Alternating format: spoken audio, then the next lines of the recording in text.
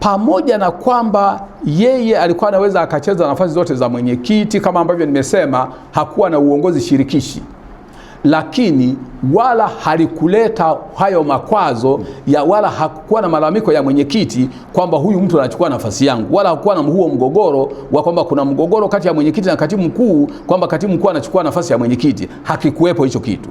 Kitu kikubwa kilichopelekea ni mjumuiko wa hayo mambo: matumizi ya fedha, tabia ya kubadilisha misimamo ya chama, na tabia ya kuwa na uongozi ambao sio shirikishi.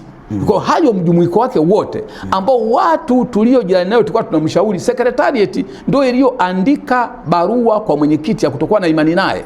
Secretariat ndio anayeiongoza, ni mwenyekiti wa secretariat anayeongoza kila siku.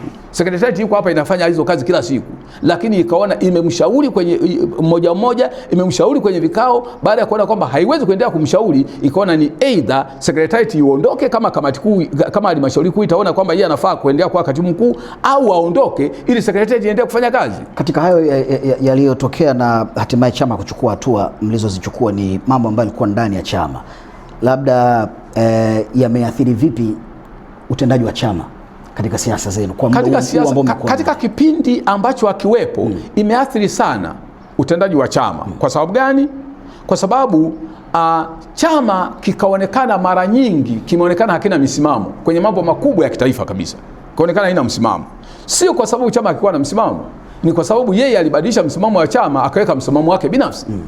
Kwa hiyo hiyo ni athari moja kubwa. Ni athari moja kubwa.